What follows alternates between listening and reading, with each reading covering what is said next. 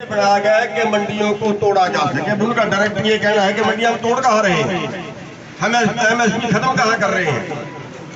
लेकिन आप ये बताइए, धनखड़ जी ने बयान दिया कि पहले जो बस चल रही है वो जो की जो चलेगी, एक नई बस उसके बराबर में हमने चलाई है, बस इतना ही काम किया है।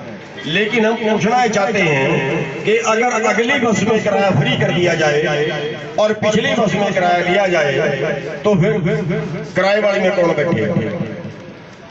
हम कहते हैं भी अगर आपने टैक्स में छूट देनी है तो मंडियों में भी दे दो, खाली दे दो आड़तियों को, टैक्स में छूट दे दो, आप कौन रोकता है। इस बात पे नहीं आते।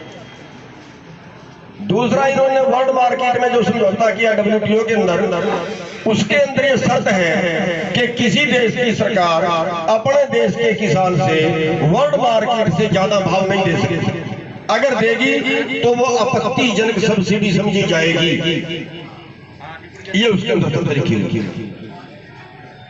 अब आपका जो टकराव है, आपकी जो पोजीशन है, वो सीधी सेंट्रल गवर्नमेंट से पूरे देश का मैटर है। तो इस तरीके से जो हरियाणा और पंजाब का मंडियों का बहुत बड़ा ढांचा था, जिसमें गेहूं और धान ये सारे का सारा MSP में बिक जाता था, वो अब बंद करने जा रहे हैं। शांता कुमार कमेटी की अगर रिपोर्ट पढ़ें, उसने साफ तौर पे लिखा है कि हरियाणा और पंजाब से MSP की खरीद बंद कर दी जाए। और अगर आप जो गडकरी जी ने प्रधानमंत्री के सलाहकार से मीटिंग की है, उसके बाद स्पष्ट तौर पे कहा है कि सरकारी खरीद बंद करनी पड़ेगी, इससे विकृति पैदा हो रही है। हरियाणा में अगर धान 1900 रुपए बिक रही है तो बिहार में 1200 रुपए बिक रही है।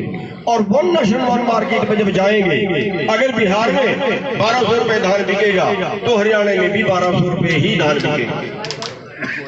और इसमें एक और नुकसान होने वाला है। अब जो मंडी से व्यापारी लोग माल खरीदते हैं और पैसा मार के भाग जाते हैं, गारंटी तो है नहीं किसी की। अब बासमती वाला पैसे मार के भाग गया, वो इंद्री वाला क्या नाम है उसके, बेस्ट फूड वाला पैसे मार के भाग गया, तो किसके मरे? सारे आड़तियों के मरे। किसान का पैसा नहीं मरा, आड़तियों का मरा।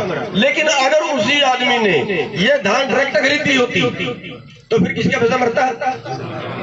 किसान का मरता। ये टच नहीं कर रहा हूं इस मुद्दे को, बहुत बड़ा मैटर है। और इन्होंने क्या कर दिया, एक पैन कार्ड वाला व्यापारी बना दिया। बस मैंने पैन कार्ड बनवा लिया, मैं व्यापारी बन गया। अब मैं 10 करोड़ का माल खरीद के भाग जाता हूं तो मेरे से वसूल लेंगे कहां से भाई? ये होगा होगा होगा। अब दूसरा, इन्होंने अध्यादेश पास किया, दूसरा इन्होंने अध्यादेश पास किया कि ठेके पे खेती करो, कॉन्ट्रैक्ट फार्मिंग। मान लिया मैंने धान का सौदा कर लिया 20 रुपए किलो का और मार्केट में रेट आ गया 15 रुपए किलो, तो मेरी धान में 10 तरह का नुक्स निकालेंगे।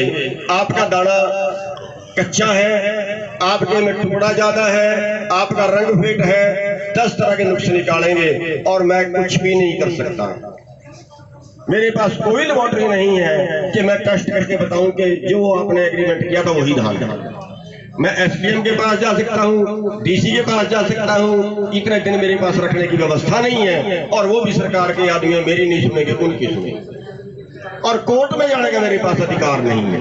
पहला केस है जिसमें कोई कोर्ट में नहीं जा सकता। ये पहला कानून है जिसमें कोई कोर्ट में नहीं जा सकता। तो और अगर मार्केट में रेट 20 रुपए की जगह 25 रुपए आ गया तो मैं 1 क्विंटल अपने घर के लिए खाने के लिए भी नहीं रख सकता। सारी मेरे को कंपनी को, व्यापारी को देनी पड़ेगी। तो दोनों तरफ किसान को नुकसान है। अगर रेट कम आता है तो भी, अगर रेट ज्यादा आता है तो भी। और तीसरा अध्यादेश पूरे देश को सत्यानाश करने वाला है, जिसमें उन्होंने कहा है कि 1955 का कानून तोड़ दिया, स्टॉक सीमा हटा दी, अब पूरे देश का अनाज अडानी और अंबानी ही खरीद के रख सकते हैं। मान लिया पूरे जैसे 2008 में अनाज की कमी आई थी और 2008 में हरियाणा पंजाब से तो नहीं, दूसरे स्टेटों से अडानी जैसे लोगों ने खरीदा हुआ था, इन्होंने इनकार कर दिया था कि हम नहीं बताएंगे हमारे पास कितना स्टॉक है।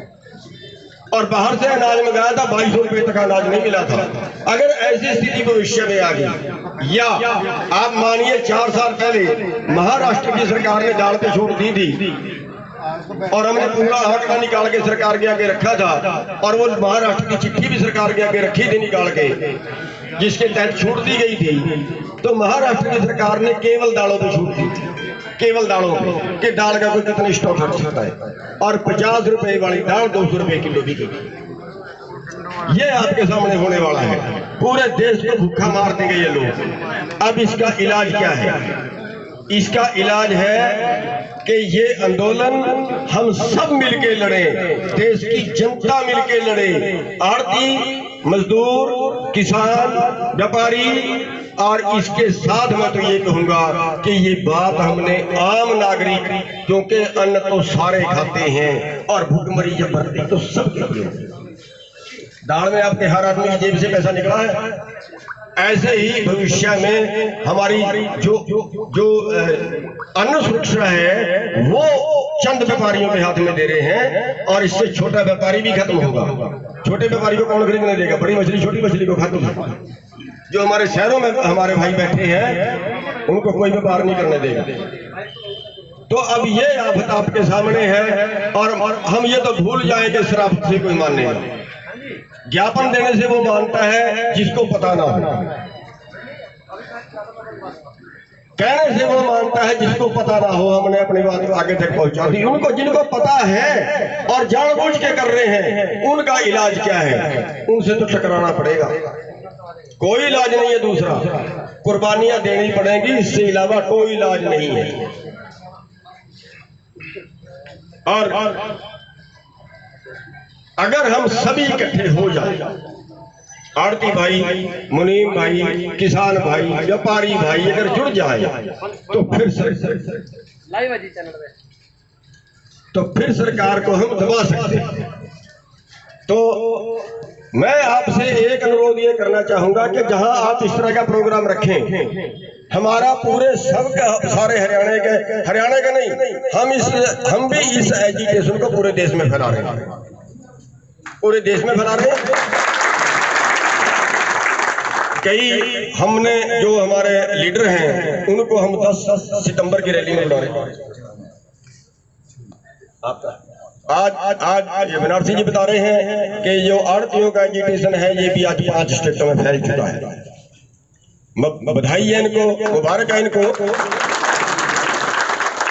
तो हमने भी कई स्टेटों के उस दिन 10 सितंबर को हमने बड़ी रैली पीपड़ी के अंदर रखी है, और कई स्टेटों के लीडर उसमें बुला लिए हैं, और उसके पहले भी हम उससे संपर्क करेंगे, अपने अपने स्टेट में वो काम शुरू करें, क्योंकि सारे देश का मैटर है। लेकिन वो प्रभावित इसलिए नहीं, वो भी समझ इसलिए नहीं रहे क्योंकि वहां पहले से एमएसपी नहीं है। तो हम सरकार से मांग रहे हैं कि एमएसपी की गारंटी का कानून बनाएं, और मंडियों में जो टैक्स लगता है उस टैक्स को छोड़ दें, और ऐसे जो पहले सिस्टम चल रहा है इसको एज इट इज रखें। अरे भाई जब हमें तकलीफ नहीं, आड़तियों को तकलीफ नहीं, देश को तकलीफ नहीं, तकलीफ किसको है? और एक और मजदूर भाई सुन लें, जो पीडीएस में अनाज दे रहे हैं वो भी तोड़ रहे हैं, उनको कैश सब्सिडी देंगे। और कैश सब्सिडी देने का मतलब होगा कि अगर बाजार में कभी महंगा होता है तो उनको जेब से खरीदना पड़ेगा। ये उनके लिए भी नई आफत है, और इस स्कीम से 30,000 से 35,000 करोड़ रुपया केंद्र सरकार की बचत होगी। और अभी यही नहीं है, एक और समझौता कर रहे हैं, अभी कुछ दिन बाद एक और समझौता कर रहे हैं, और उस समझौते के अंदर जो आयात कर है उसमें और ढील देंगे, और जितना आयात कर कम होगा उतना बाहर से और ज्यादा अनाज आएगा, और जितना बाहर से ज्यादा अनाज आएगा उतनी यहाँ की खेती तबाह होगी। ये तय है। एक और समझौता कर रहे हैं, और उसके बाद एक और प्लानिंग है। अभी योजना आयोग की मीटिंग हुई, ओपन नहीं हुई, अंदर की बात है। उन्होंने कहा है देश की खेती पे बहुत भारी भरकम खर्च करने की जरूरत है, और जो भारी भरकम खर्च करने की जरूरत है, सरकार के पास तो पैसा है नहीं। हरियाणा में 36 ब्लॉक डार्क जो है, इन्होंने कह दिया धान नहीं लगाना, और 10 साल बाद तो ये कहेंगे खेती नहीं करनी, क्या करेंगे बिना पानी के? उसमें ड्रिप सिस्टम की जरूरत है, उसमें तालाब बनाने की जरूरत है, यहाँ नहरें खोदने की जरूरत है, यहाँ टेस्टिंग की जरूरत है। पूंजीपतियों ने, चंद लोगों ने ये कहा है कि खर्चा हम करेंगे, आप तो हमें हजारों हजार एकड़ के प्लाट बना के दीजिए, और वो स्कीम चल गई। आगे जो खेती है वो कंपनियां करेंगी, ना रहेगा बांस और ना बजेगी बांसुरी। सारे आज मंडी में काम करने वाले सारे किनारे, किसान सारे किनारे, मजदूर सारे किनारे। अरे जिसमें पहले जिस देश के अंदर इतनी बेरोजगारी हो, उसका करना क्या चाह रहे हैं, करना क्या चाह रहे हैं। तो मेरी बेनती ये है कि ये आंदोलन बड़े स्तर पे लड़ना पड़ेगा, और इसमें भी सरकार वो देवी है जो हर बात मानती है, लेकिन बलि लेने के बाद मानती है। इसमें कुर्बानियां आप लोगों को देनी पड़ेंगी। लठ भी खाने पड़ेंगे, बनारसी जी कह रहे थे लठ खाने में कमजोर है, एक दो बार लगे पक्के हो जाएंगे। और अगर आपने एक दो बार जेल देख ली ना, मैं तो 20-30 बार देख ली, अगर आपने एक दो बार देख ली ना, वो भी डर निकल जाएगा, वो भी डर निकल जाएगा। बस ये दो ही डर है हमारे सामने।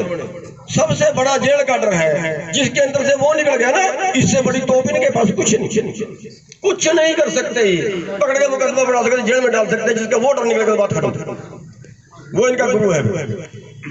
तो मैं सबसे ये बेनती करूंगा कि एक तो बधाई देना चाहूंगा आज के जिन्होंने आरती भाइयों ने इतना बड़ा प्रोग्राम किया, और